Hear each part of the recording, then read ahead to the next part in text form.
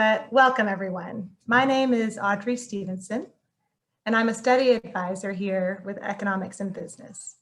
I'm also your moderator today.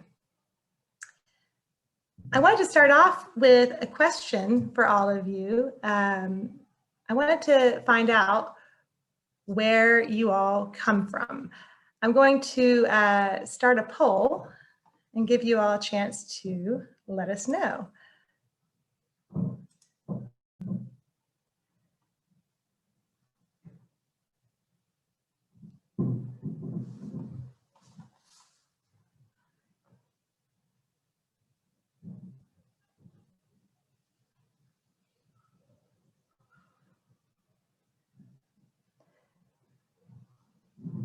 And as everybody is getting a chance to fill that in and coming back, if you take a quick break or we're getting settled, I'm going to also go ahead and start to show you our where the students who are currently enrolled in business administration are from.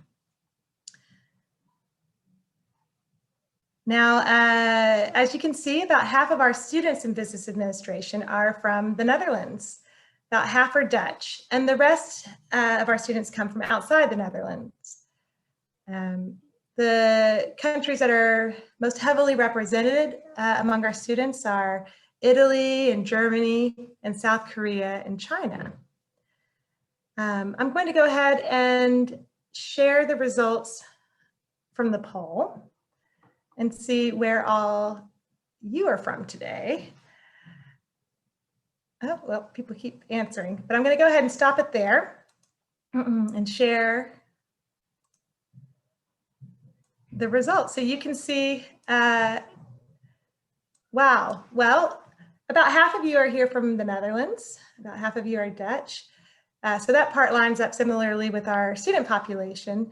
We have a lot of you here from Europe, from outside the Netherlands, and then also a few of you from elsewhere around the world.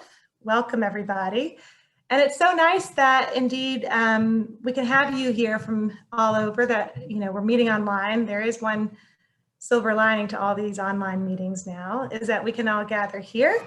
And we can tell you about our program, Business Administration, and you can start to think about if it's the right choice for you. I'm going to start off by telling you a little bit about the Zoom webinar. As you can see, your microphone and video are automatically turned off. That's so as to minimize the background noise for you, and also to make it easier for you to stream this session. And I also want to tell you that this is a meet and ask session, of course. We're going to get to the meet portion of that in just a moment when I introduce you to our panelists. As for the ask part of the session, you can see down below at the bottom of your screen in the panel, there's a Q&A chat. And that is a place where you can ask all of your questions. We have a team of representatives here from the UvA today working behind the scenes, and we'll all be answering your questions in the chat. Also, after each panelist gives their talk, I will ask some of your questions to them. I will pose those questions to the panelists so they can answer them live. You'll also notice in the Q&A chat that there's a feature, a thumbs up feature. Before you post a question, we want to ask you to take a look at the questions that have been posted so far and see if there's a similar one there. If so, go ahead and give that question a thumbs up, vote for it, and that will move it to the top of the list.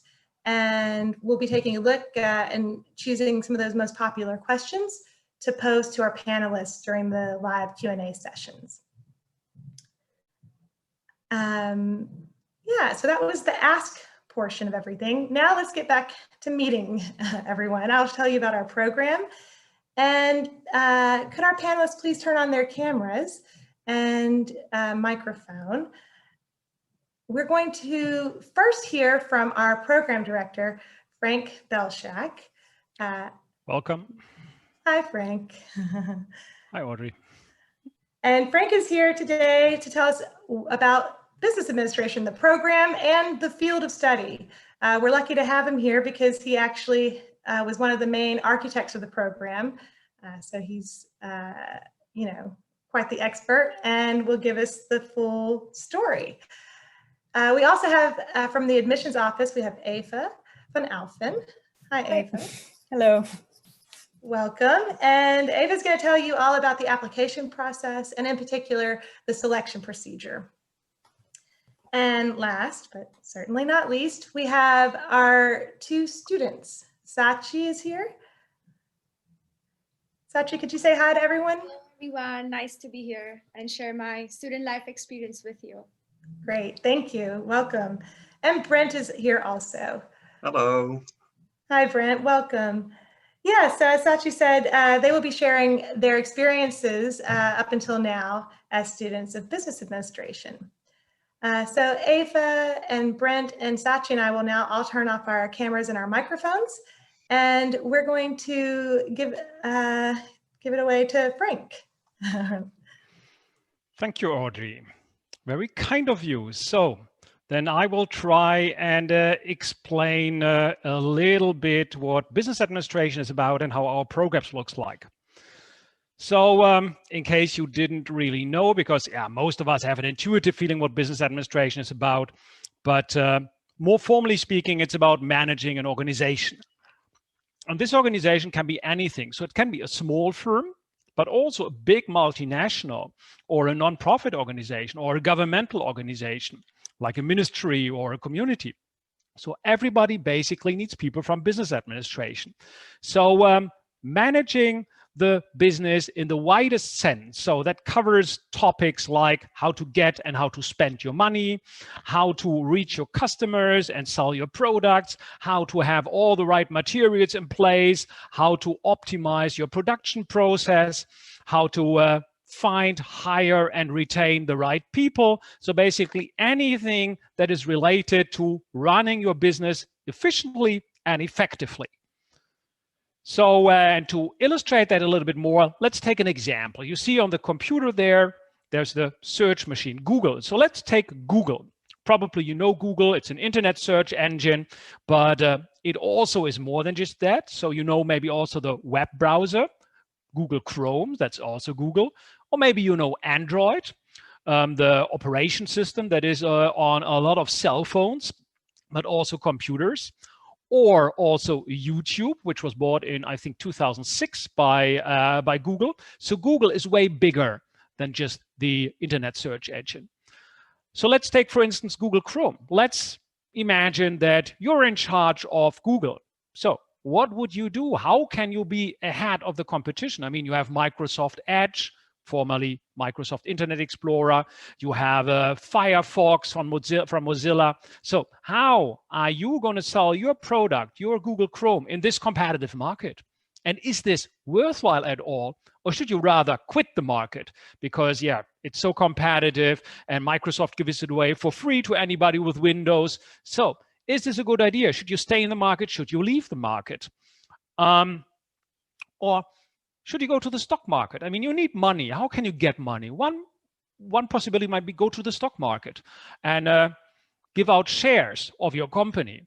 What are the pros and cons of doing so? Well, we've seen it with Tesla lately, well, some months ago, I guess, where Elon Musk was giving free interviews about how much this is not a good idea and how he feels pushed and dominated by shareholders. So what are the pros and cons of going to the stock market? And last not least, another example is Google. Well, a lot is about programming. ICT people are really sought after at the moment. Everybody wants those whiz kids. Everybody wants people who are good in programming and business analytics. So how can you find those people? How can you retain them? How can you keep them at your company? So all of these questions, they are very different, but they have one thing in common. They all fall under business administration.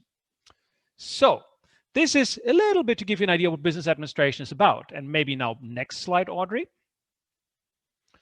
So now maybe for our study program, like all of the bachelor programs here in the Netherlands, it's a 3 years program. And we start out and get more and more complicated. So the first year is the foundation. Business administration is a multidisciplinary study, which basically means you start out with a business question like, What price should I give to my product? And you want to answer that question. And to answer that question, you grab any kind of discipline that is useful. So relatively pragmatic approach, like a toolbox.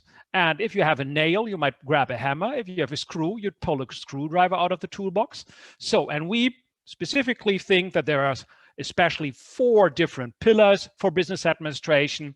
And this is methods, people, economy, and organization. So methods, you will see it back with mathematics and statistics. People, we're talking there about the social sciences side, so more sociology and psychology. Economy, we talk about economics, and organization, there we talk about the pure organizational design and the strategy side. So this is what you learn in the first year. Then, maybe next slide, you need to apply it. If you apply it, you get to the next level, which is, you could argue something like the different departments in a company. So you have an accounting department, you have a marketing department, you have an operations department. And yeah, all of those questions they put in, they need to be answered. Like with finance, what project is more profitable? Mathematics kicks in, so you need your methods. Marketing, what price should I give to my product? Well, it's an economic question. It's supply and demand. But it's not only economic, it's also psychological. Because yeah, you see quite often €3.99 instead of €4. Why is that? This is for psychological reasons. Or if the question is how to design your advertisement, well, this is also more a social science question. So you see, we apply those different pillars, those 4 pillars that we've learned about in the first year, we apply them in the second year to the different functions, business functions. And maybe now the next slide. And now we make it even more complicated. Whereas in the first half of the second year, we were looking at the different departments. Now we get more integrative departments, let's say. So we have something like data management. Well, you get different kind of data. You have HR data, you have financial data, you have marketing data. All of these data need to be managed and to be connected. So you see, it's getting more integrative. Not only are we using the 4 different pillars, but we're also combining all of the different business functions. Same goes for law and ethics. Law and ethics is interesting and relevant, highly relevant for all of those different business functions or departments, if you will. Now, at the end of the second year, fortunately, we then have a broad overview of all important business functions. So then we can move over to year 3. And this one is our gift to you. So basically, because we have the basis now, we can leave you a little bit of freedom and give you the space to tailor your own program, which basically means in the first semester, you have the choice between 3 different options. The first option is study abroad. So you can go on exchange somewhere at a different university abroad. So you could go to New York, you could go to London, to Paris, to Brazil, whatever. So this is the advantage of the University of Amsterdam. We are big universities. We have more than 100 different partner universities all across the whole world. So you have a lot to choose from. Second option is a minor. A minor, you could say, is something like a management summary of a bachelor's. So in half a year, you get to learn the basics on a certain topic. So almost any bachelor's program here at the University of Amsterdam also has a minor program, which means that in Dutch, at least, we have more than 100 different minor programs. In English, I think it's still way more than 60 of them.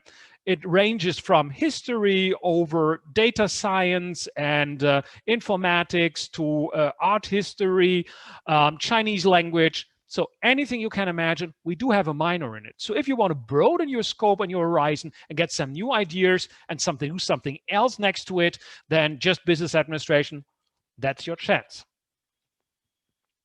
And then the last one, well, probably you can already imagine the situation. You have graduated, you apply for a position, and people tell you, yeah, but you know, this is all theory. You have no idea how it works in practice. Before you can start with us, we first want you to have some practical experience. So go find it somewhere and then come back. Well, if you want to avoid this kind of experience, you also could go for an internship in your study, during your study, before you graduate, so that you graduate with theoretical as well as practical knowledge. So that's your third option. And up to you to choose. Either go on exchange for the international flavor, or broaden your horizon, or get some practical experience. And then we get to the second semester.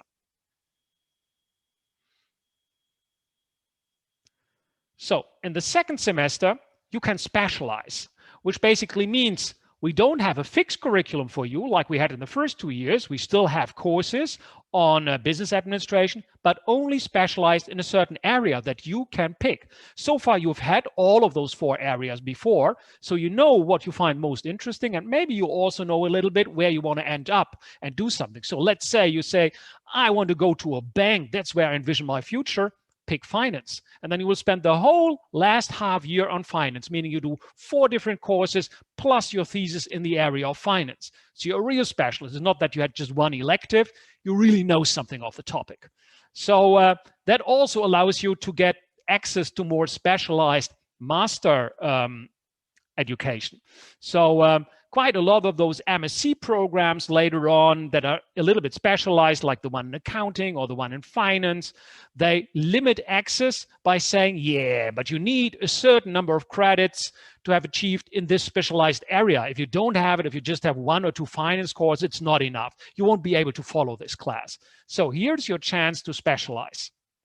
So it gives you a lot of advantages. And taken together, year 3, you have 1 whole year that you can tailor in line with your own needs and desires. So I think this is pretty unique in the Netherlands.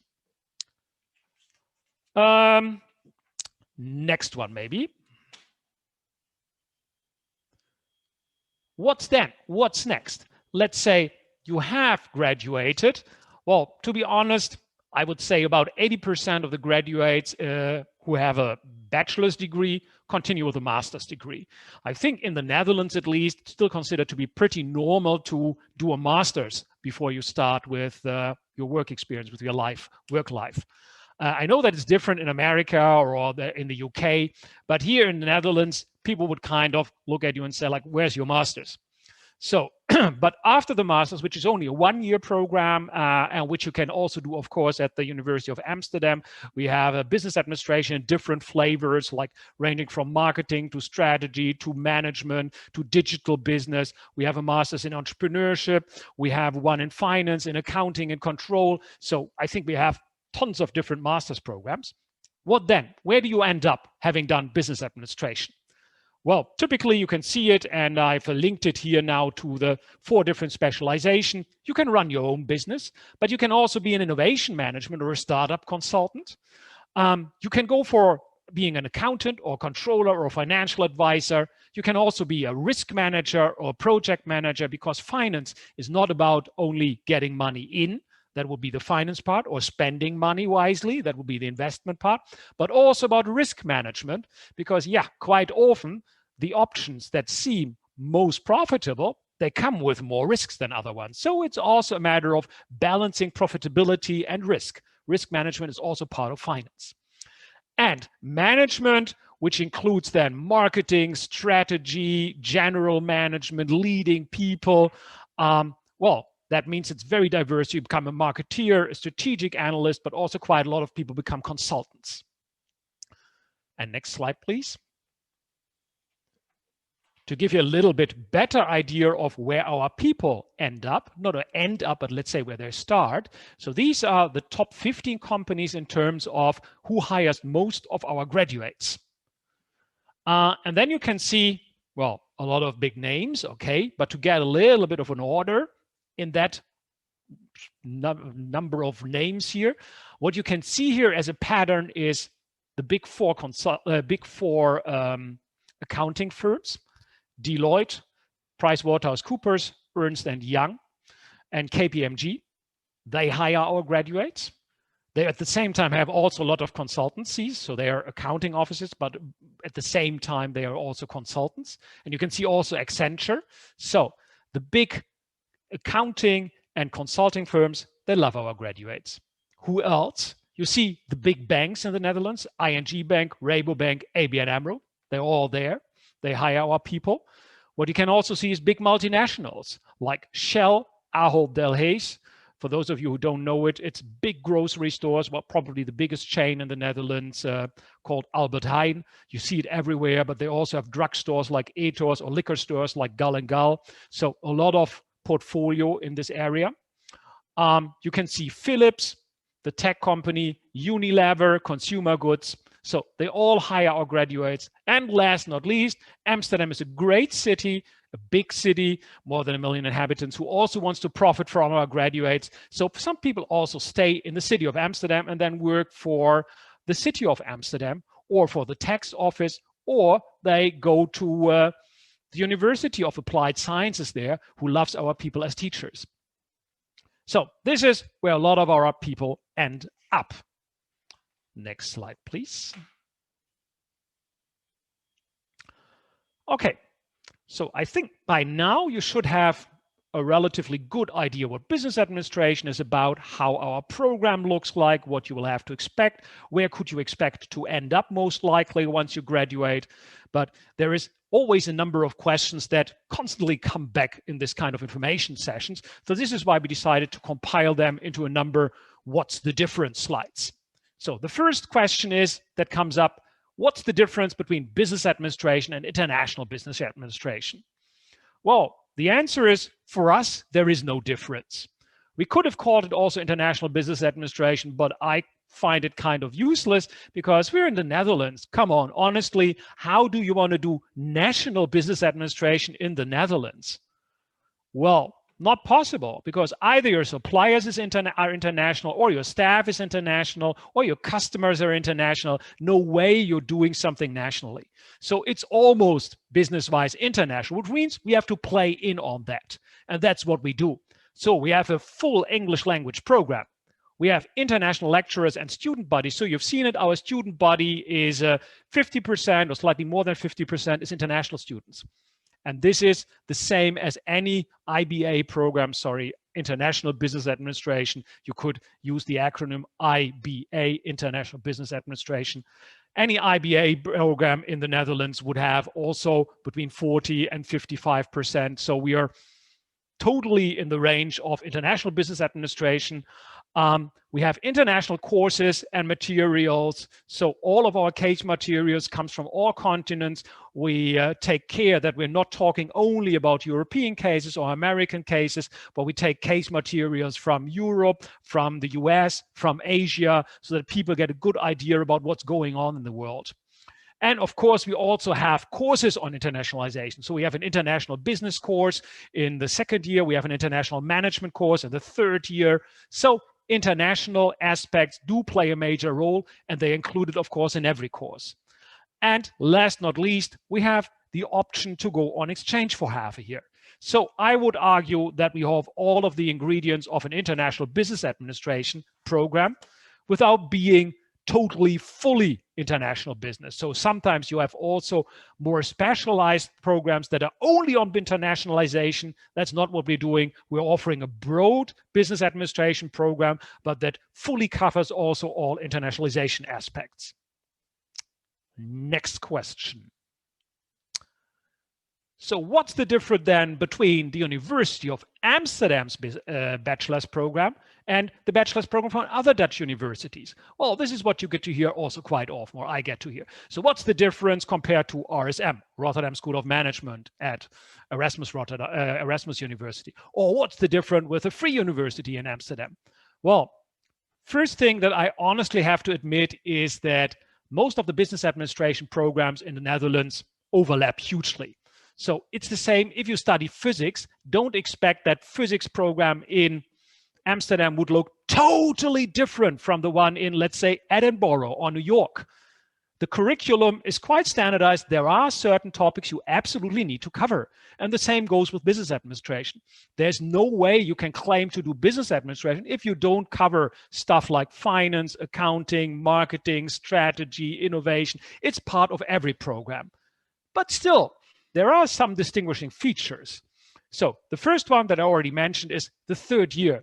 The absolute freedom, or relative freedom, in the third year to tailor your own program. I think that's still relatively unique.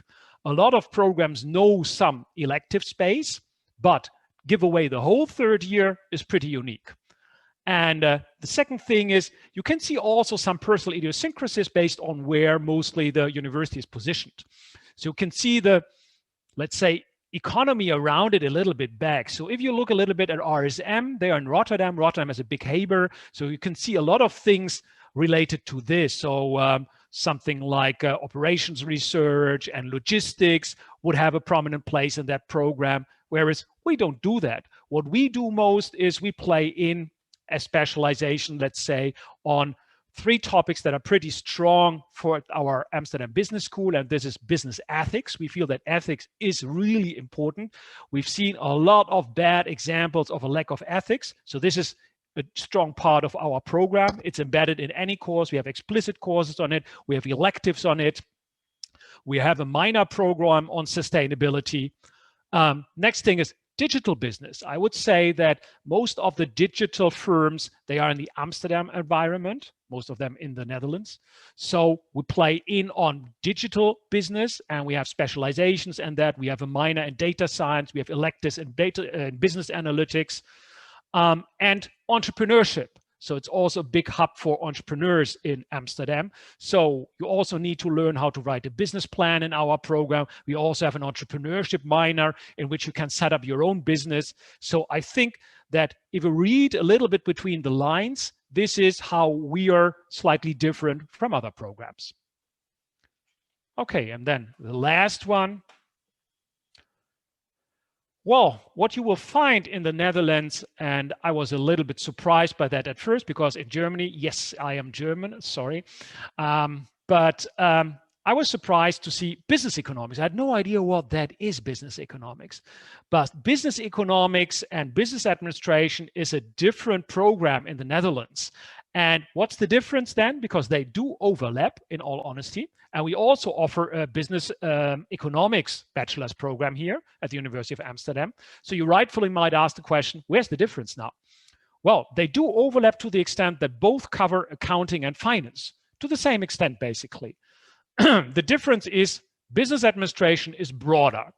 It's more managerial and it's multidisciplinary. So I've said it with the 4 pillars, especially the people pillar and the organization pillar.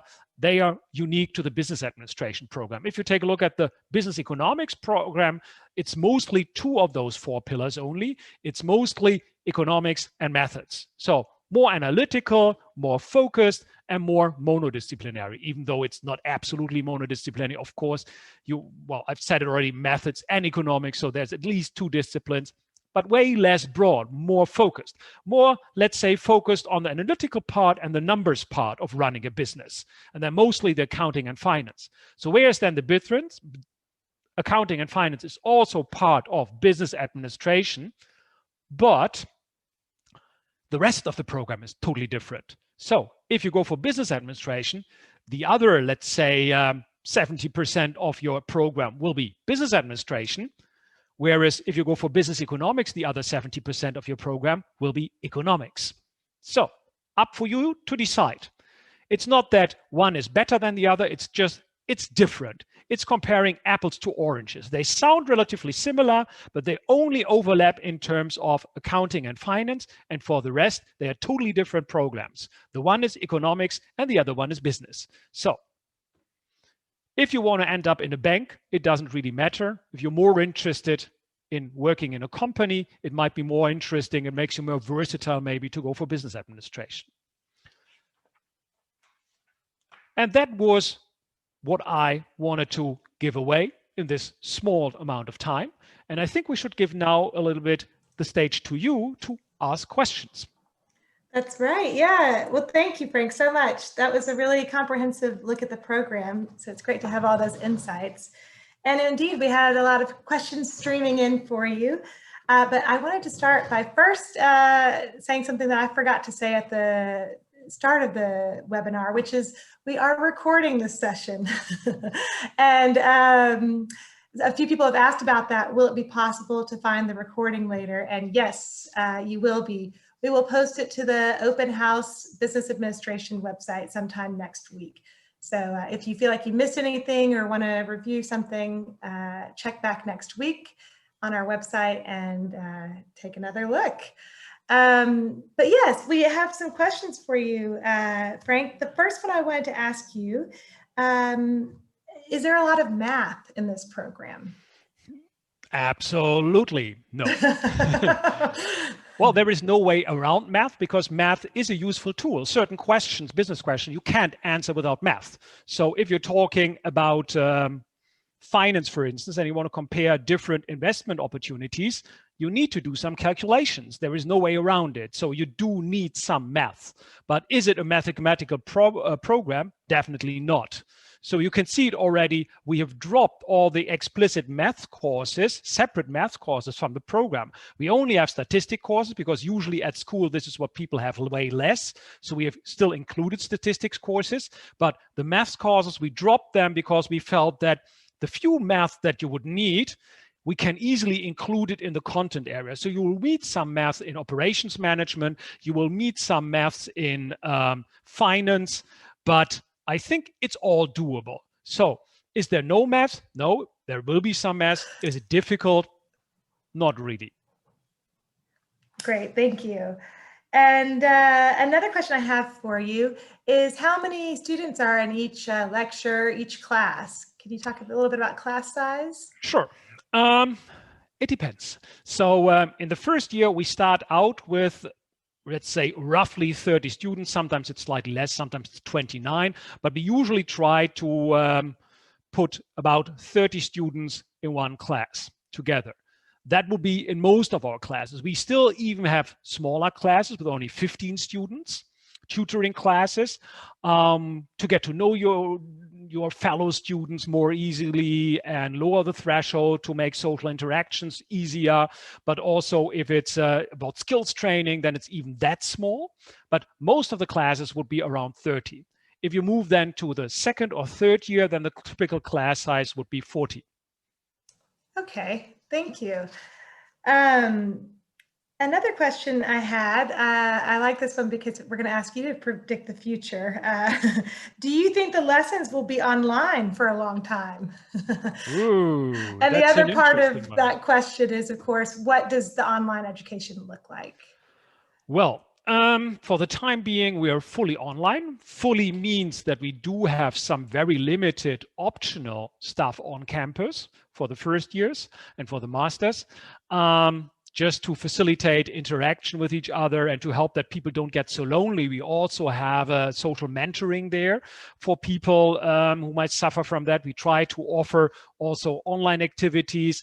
Yeah, but our main education at the moment is online because we don't want to force people with Corona now to come here, and maybe some people might not be able to come here. So this is why everything at the moment is online. We hope, and I think honestly that probably there is a fair chance that it will be on campus again in September, but that hugely depends also whether there is a vaccination. As long as there's Corona, I think it's difficult, and we'll probably have to offer at least also online education. So what we want to achieve is that everybody is able to follow our program. And as long as we have the Corona restrictions, we have to stay online. The moment that Corona does not play a role anymore, we will be on campus again, and we would expect also our students to go on campus. How do the online activities look like? Usually we have, as a replacement for the big lectures, we have a number of videos that our lecturers videotape. Well, videotape sounds so old-fashioned. I mean, record and put online that students are expected to read. Then we have a Q&A session in which the lecturer discusses the videos to make sure that the student understood them also and ask them self-assessment questions so that they get an idea whether they really get it. Students can ask the main lecturer then.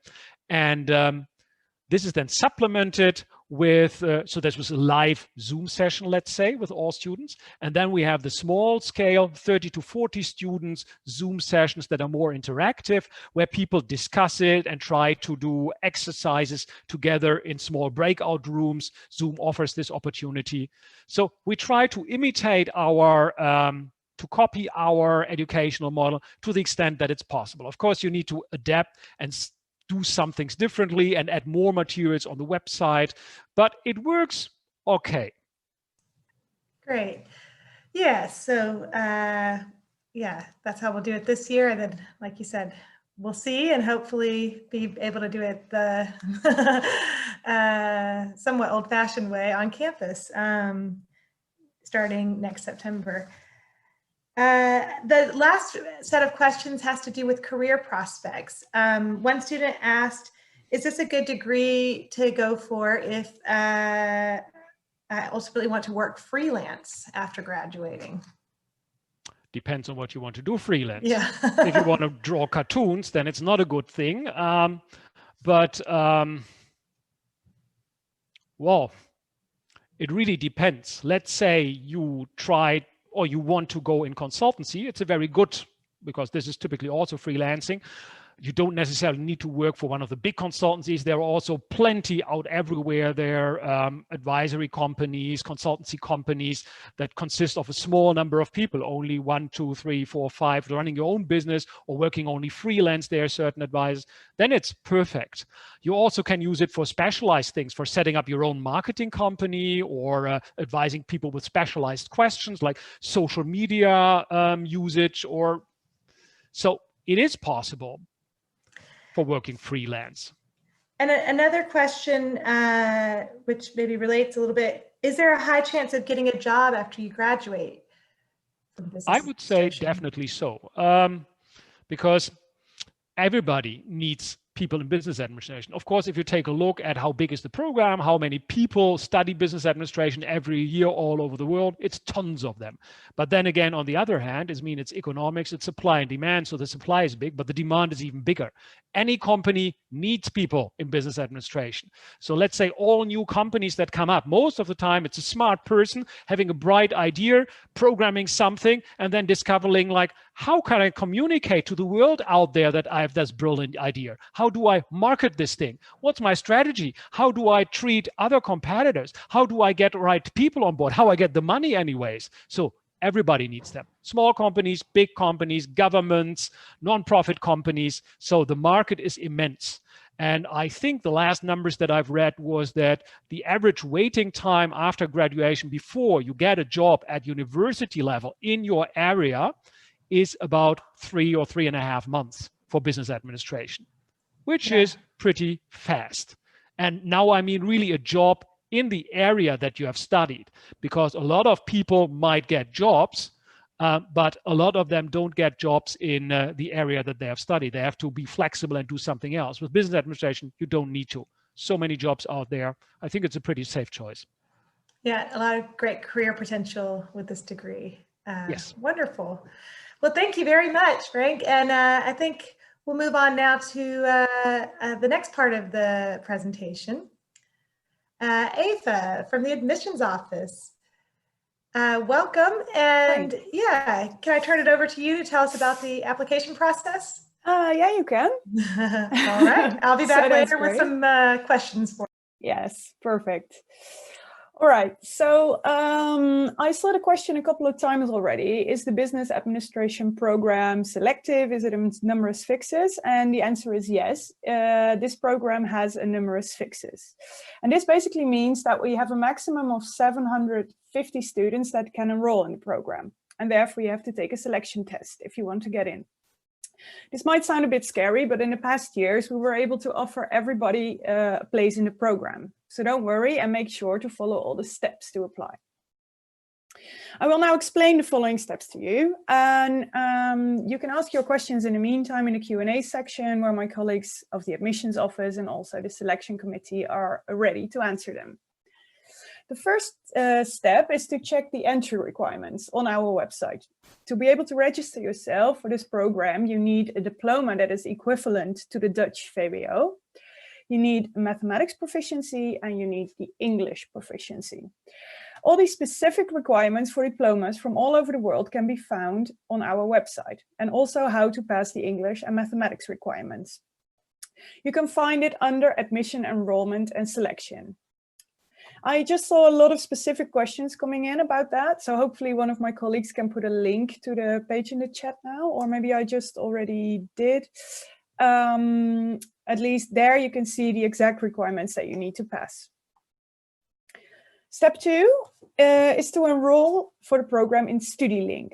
And this is a system for registration to a university in the Netherlands. The deadline to do so is pretty early, namely 15th of January 2021. So make sure not to miss it. And after you've registered, you will receive an email from the University of Amsterdam with your student number, which we call your UvA Net ID, and a link to your enrollment checklist. And all the next steps to follow are also on that checklist. So step 3 is to go to that enrollment checklist. And on your checklist, you will see that you have to choose a selection test date. The deadline to choose a test is also test date is also the 15th of January. You can choose from 2 different dates, namely Saturday the 27th of February and Saturday the 6th of March. The test will be held online, and they will be at 5 p.m. CET, so Dutch time, for all students residing in the Americas or in Canada. And for all other students in any other continent, the test is at 10 a.m., also Dutch time. So then the next question is, that selection test, what is it like? I saw already a few questions about it as well. Basically, what I can say now is that it's an online test and it's 2.5 hours long. The test is multiple choice and it's about 3 subjects, namely mathematics, economics, and strategy and organization. And you prepare by an online preparation module to which you will get access 1 week before the test. All the specific details of the test and how to prepare will be sent to you by email in February. Then, after the selection test, if you have participated in the selection test, you will get a ranking number, and that is what ultimately decides your place in the program. You will receive your ranking number on the 15th of April 2021, and basically all students are ranked based on their selection test. So the best student gets number 1, the next student gets number 2, and so on until the final number that's given out. Student number 1 until 750 get a place in the program straight away. And if your number is higher, so 751 and so on, you will be placed on a waiting list. So then what do you do with that number you receive? When you get offered a place in the program, StudyLink will send you an email asking you to accept your offer. You have 14 days to do so. If you don't want to accept, or if you forget to accept in these 14 days, your place will be given to the next student on the waiting list. And just to give you an idea, the waiting list shortens quite quickly.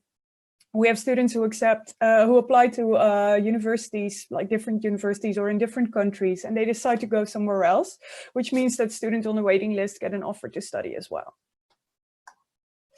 Well, that was quite a lot to remember. If you want, you can read it all back on our website. There is several links that will be shared with you at the end where you can read all information about how the selection works exactly and also how you meet the entry requirements. The most important thing is to remember the dates that you see on the screen now. 15th of January 2021 is the application deadline. In February or in March, you take your selection test. And then on the 15th of April, you receive your ranking number. That's it. Thank you, Eva. Wonderful. Yeah, I know we had a lot of questions about admissions. It's always, it's something people want to get exactly right. So thank you for providing all that clarity on the admissions process. And I have a few questions for you that popped up. All right. One student asked, is it beneficial to have had economics or business economics in high school? Does that help in getting into business administration? Well, for the entry requirements, basically that doesn't matter. No, we need a level of mathematics. So we need to know that students have had a certain level of mathematics in their diploma. That's what we ask for as well.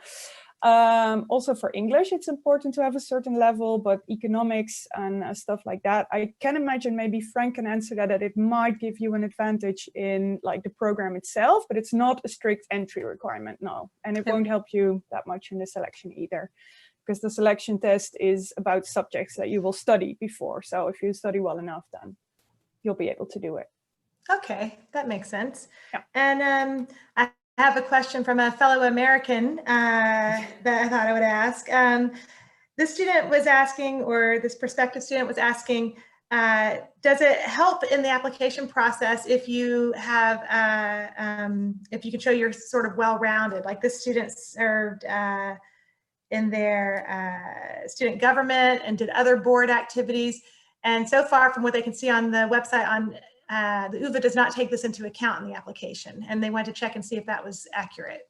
No, that's true indeed. Like we don't really take extracurricular activities instead of the entry requirements, so that you cannot replace them.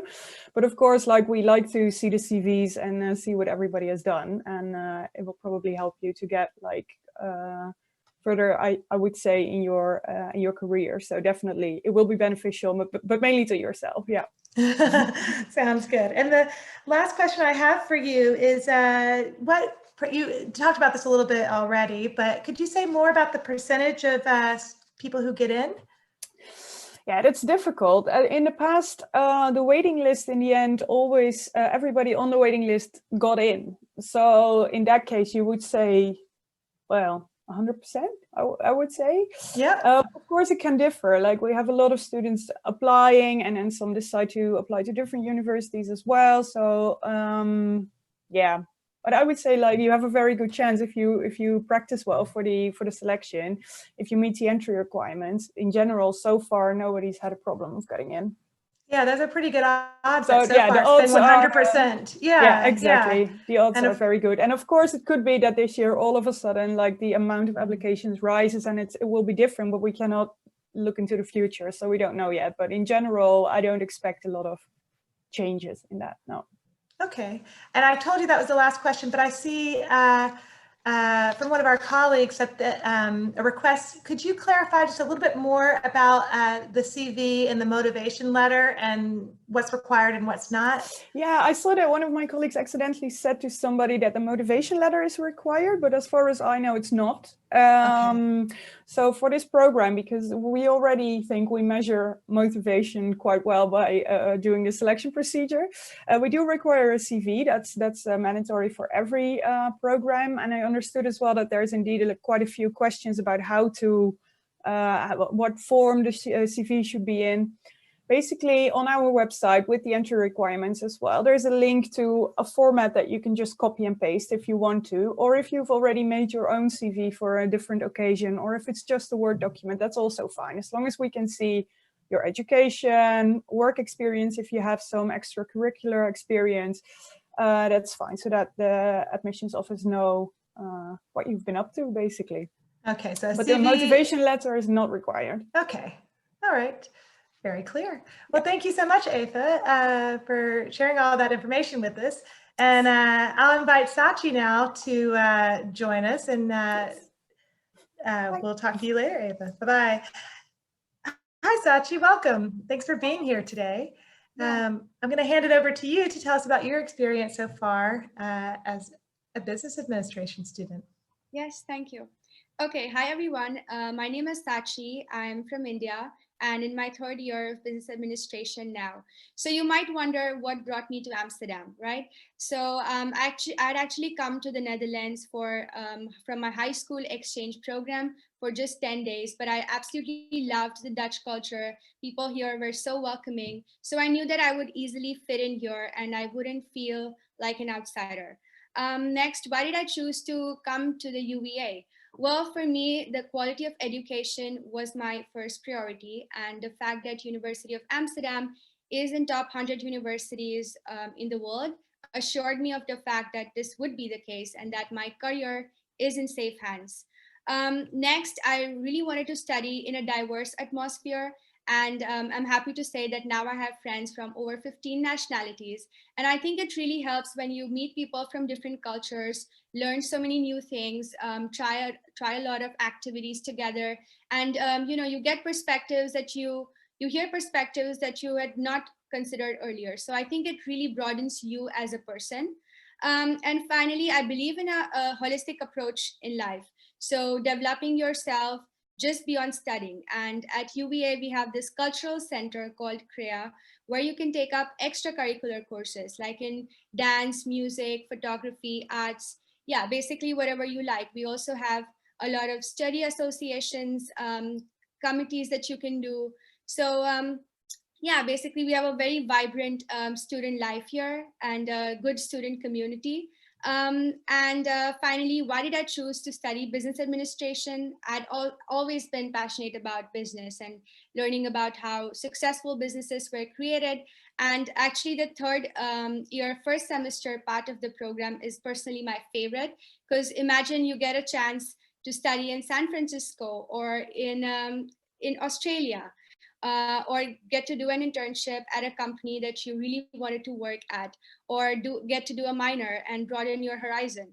So UvA provides you with all these opportunities, and I think it's amazing. I feel this is one of the best decisions I've made. And that was my story. Now I hand over to my classmate Brent to share his experience. Yes, thank you, Sachi. Hello, everyone. I am Brent, and I'm also my third year of the business administration program here at the University of Amsterdam. And I remember that I was sitting here 3 years ago, just like you, of course, not behind a screen. But for me, it was already quite sure that I wanted to study business administration, but I wasn't really sure at which university to do it. So I will shortly talk about why I really like the business administration program at the UvA. And this is mainly because of the amazing projects we have here. So I think a lot of you will think that the university is just only theory. Well, of course, this is partly true, but we have a lot of practical stuff you're doing here as well. And I will shortly talk about these projects. So for example, in the first year, you will already go out into the business field. So you will find a company, and this can be a very big company such as Shell, or what I did, for example, a small startup. And you're gonna solve one of their main problems. So you're just gonna help them to solve a real business problem. So this is already really nice that you do not only sit here behind your books and just reading only, but you really go into the business life. And this is, of course, also a very nice moment to already start doing some networking. But also, for example, for another project, you are going to design or create and introduce a new product to the market. So what did we do? We created smart shoes for Nike, or maybe some of you will call it Nike. And these are, for example, shoes with a heat regulator, but also self-tying laces and a USB connector, for example. So all the theory you're just learned from the theory, you're just going to directly apply it to your business, to your business or your project. So for example, you're going to ask questions like, what is my target audience? Are we going to sell our product to very old people? Well, that is not a very good idea, I think. So maybe you're just going to target students. And then you're going to ask yourself, what for price strategy are we going to use? Are we going to charge a very high price because it's such a unique product? Or are we going to sell a very low price because we just want to sell as much as possible? And after you've come up with these questions, you're going to introduce it to the market. So how are we going to promote it? Are we going to rent billboards at big airports to promote our product? Or are we just going to use Facebook advertisements? So the nice thing about this is that you do not only learn about the theory, but you're directly going to apply it to something you're very passionate about. But also, for example, for finance, you're going to solve a real business case. So these are questions real businesses also face, such as how good is this investment? Are we going to make a lot of money from it? Or is this not the case? Or can we better just put the money on a bank, which is hopefully risk-free? So these are questions you're going to answer. And the nice thing about the UvA is that you just do not only get a theory, but you're really going to apply the theory into practice. So this was really my experience about the business administration program here at the UvA. And we will go back to Audrey. Thank you, Brent. And thank you, Sachi. Yeah, it's really great to hear from, people who are actually living the dream. So thanks you guys for sharing your experiences. And I have a couple of questions for you. Sachi, the first one I wanted to direct towards you.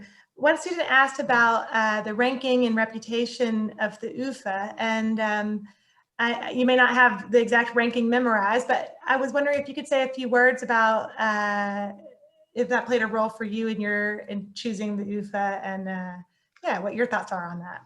Yeah, actually ranking was the most important consideration for me because I'm an international student. So I wanted to make sure that the place I'm going to is worth it.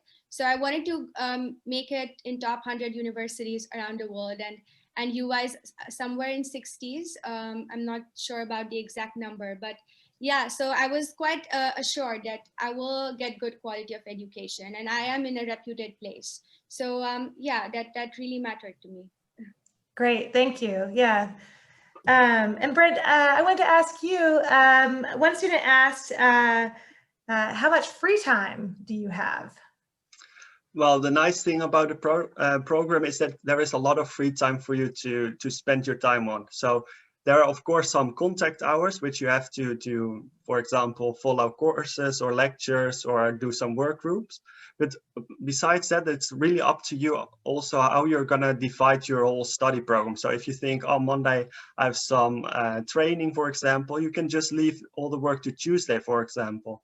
But also just besides the whole study, you still have a lot of freedom to do what you want. So for example, you can also take extracurricular activities such as more courses or other programs you're really interested in. So yes, you do also have a lot of free time which you can use.